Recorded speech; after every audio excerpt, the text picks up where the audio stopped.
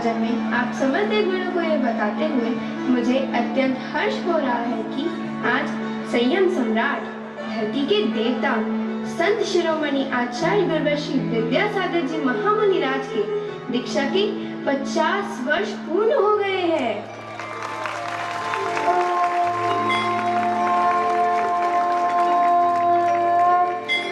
जय हो, जय हो, धन्य धन्य ऐसे यतिराज ने संयम के साथ 50 वर्ष पूर्ण किए हैं। हे स्वामी, हम सभी को ऐसे महान संत के दर्शनों की देवराज, हम सभी उन महात्मा के दर्शन करना चाहते हैं।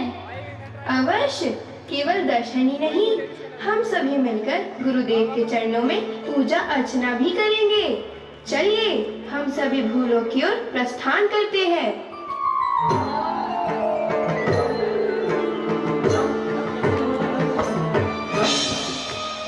नारायण नारायण। नारद जी, आप? प्रणाम नारद जी। आयुष्मान भव।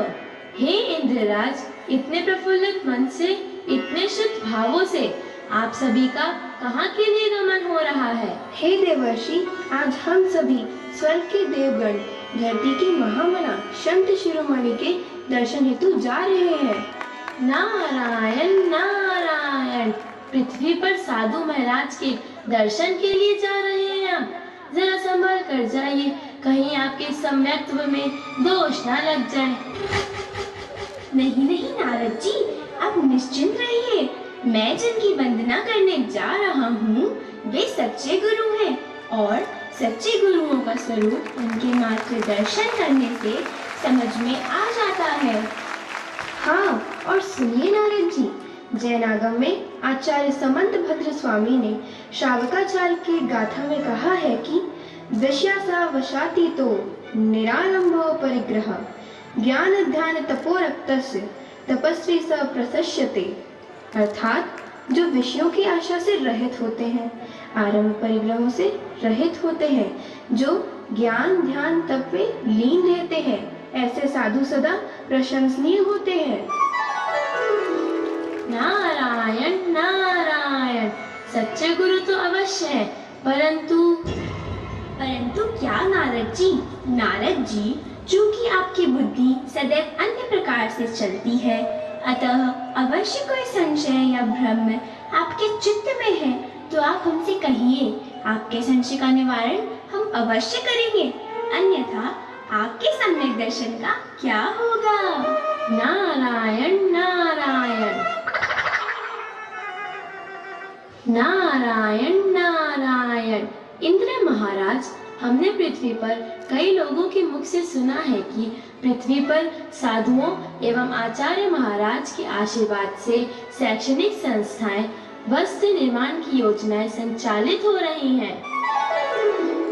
नारद जी, वस्त्र निर्माण की नहीं, अहिंसक वस्त्र निर्माण की योजनाएं संचालित हो रही हैं। हाँ, वही तो। क्या आवश्यकता है इन सब कार्यक्रमों की? जिसका जब जो होना होगा होगा। आखिर सभी के अपने अपने कर्म और उपादान होते हैं। सही कह रहे हैं नारद जी। यदि ऐसा ही आकाश मार्ग से गुजरते हुए 2 चारण वृद्धिधारी मुनिराजों ने महावीर भगवान के जीव को सिंह के पर्याय में हिरण का मांस खाते समय सोचा होता तो क्या होता? नारायण नारायण। जी नारद जी, वे मुनिराज भी तो सोच सकते थे, सिंह है, मांस नहीं खाएगा तो क्या खाएगा, हम क्यों संबोधन दें इसे? तीर्थंकर तो इसे बनना ही है, बन जाएगा। पर उनके संबोधन से ही उस सिंह ने मांस का त्याग किया, वहीं से प्रारंभ हुआ उस जीव का उत्थान।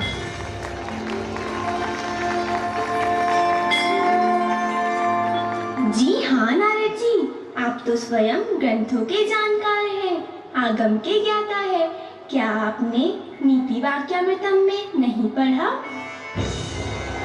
आत्मवत् परत्र कुशल वृत्ति चिंतनम शक्ति तस् त्याग तपसी च धर्मादिगमो पाया।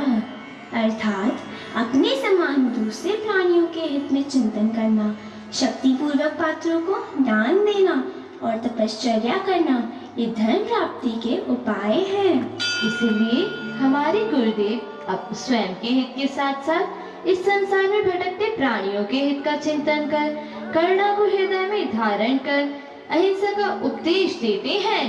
नारद जी, आपने धरती के देवता की निष्फलता नहीं देखी, जिन्होंने कई शिक्षण संस्थान, आश्रम, चिकित्सा केंद्र आदि खुलवाए, परंतु स्वामित्व भाव से ये कोसों दूर हैं। गौशालाएं खुलवाई पर स्वयं दूध का सेवन नहीं करते। अहिंसक वस्त्र बनाने की प्रेरणा देते हैं, परंतु स्वयं वस्त्र नहीं पहनते। ऐसे कर्ता भोक्ता बुद्धि से रहित आचार्य श्री को हमारे सदैव नमन है। नारद जी, राजर्षि अमोघवर्ष मुनिराज द्वारा रचित प्रश्नोत्तर रत्न मालिका में सच्चे गुरु के स्वरूप का वर्णन करते हुए कहा है, भगवन किमपादेयम गुरु वचनम हेमपीच किम कार्यम को गुरुरधिगत तत्वः सत्व हिताभ्युदता सततम। अर्थात जिसमें शिष्य पूछ रहा है उपादेय क्या है, गुरु के वचन ही उपादेय हैं। गुरु कौन है? जिसने तत्वों को समझ लिया तथा जो निरंतर प्राणियों के हित में लगे रहते हैं, वे ही सच्चे गुरु हैं। नारायण नारायण। आप सभी देवगण तो बहुत ही पांडित्य दर्शा रहे हैं। साधु की चर्या महान होती है। गृहस्थों को कितना भी उपदेश दो, वे तो पाप कार्यों में संलग्न हो ही जाते हैं। नारद जी, अगर वर्षों पहले ऐसा हमारे समदभद्र आदि आचार्यों ने सोच लिया होता तो इतने सारे श्रावकाचार्यों की रचना न हुई होती और स्वयं तीर्थंकरों ने भी श्रावक धर्म और मुनि धर्म दोनों का उपदेश न दिया होता। नारायण नारायण। तीर्थंकरों ने उपदेश तो दे दिया है, पर लोग जो चर्चा करते हैं उसका क्या देवगण? चर्चा का क्या है नारद जी, लोगों को कहने के लिए कुछ तो चाहिए। आपको पता नहीं होगा, जब पृथ्वी लोक पर प्रतिभाशाली हिंदी माध्यम से हुई तो लोगों ने चर्चा करना प्रारंभ कर दिया कि अब कौन भेजेगा अपनी बेटियों को प्रतिभाशाली। पर आप जरा पृथ्वी लोक पर झांक कर देखिए, 5-5 प्रतिभाशाली खुल गई है, सभी स्थान कम पड़ रहे हैं और मांग बढ़ती ही जा रही है। नारायण नारायण। बात तो आपकी सत्य है इंद्र महाराज, पर एक बात बताइए, शिक्षा संस्थान से लाभ समझ में आता है, चिकित्सा केंद्र भी लाभकारी है, परंतु ये हथकरघा कैसे हितकारी है? इससे कैसे जन कल्याण होगा? नारायण नारायण। नारद जी, क्या आप सचमुच में नारद जी ही हैं? आज अगर धर्म की एक शब्द में परिभाषा देनी हो तो वह है हथकरघा। नारायण नारायण। हथकरघा और धर्म वह कैसे? वे ऐसे नारद जी, हथकरघा अहिंसा का स्वरूप है, लोगों को स्वास्थ्य जीवन प्रदान करता है। इससे सभी स्वस्थ रहते हैं, श्रमिकों का पोषण होता है, धन का अपव्यय नहीं होता है और समय का सदुपयोग होता है। श्रावकाचार्य में भी कहा गया है कि धर्म जीवों को दुखों से निकालकर उत्तम सुख में पहुंचाता है। उसी प्रकार यह हथकरघा भी लोगों को रोजगार प्रदान कर उनके दुखों से दूर सुख प्रदान करता है। तो नारद जी, हुआ ना यह भी धर्म, क्योंकि धर्म का मूल ही अहिंसा और दया है। और सुनिए नारद जी, लोग कहते थे कौन पहनेगा हथकरघा के वस्त्र, पर आज इतनी मांग है कि पूर्ति ही नहीं हो पा रही है। इतने ही लोगों के घर बर्बाद होने से बच रहे हैं। लोग अहिंसक जीवन शैली अपना रहे हैं। बड़े बड़े पढ़े लिखे इंजीनियर, MBA, CA की नौकरी छोड़कर विदेशों से भारत आ रहे हैं। कुछ तो लाभ हो रहा है ना नारद जी? नारायण नारायण। आपकी सभी बातें सत्य और आगम सम्मत है। आपकी सभी बातों से मैं पूर्ण संतुष्ट हूँ और मुझे गुरु महाराज पर अथवा साधु संत पर कोई संशय नहीं है देवगण। तो इतने प्रश्न क्यों नारद जी? वह तो कुछ बाल बुद्धि को धारण करने वाले लोगों के प्रश्न थे, जिनका निवारण आपके द्वारा हुआ है। नारायण नारायण। हे इंद्रराज, भला उन पर कौन संशय कर सकता है, जो स्वयं ही सम्यक्त्व है, रत्नत्रय स्वरूप है, जन कल्याण की भावना से ओतप्रोत है और आत्मरस अध्यात्म से तरबतर है, जिनका जीवन ही आगम है, जिनकी चर्या ही ग्रंथ है और जिनका उपदेश ही धर्म है।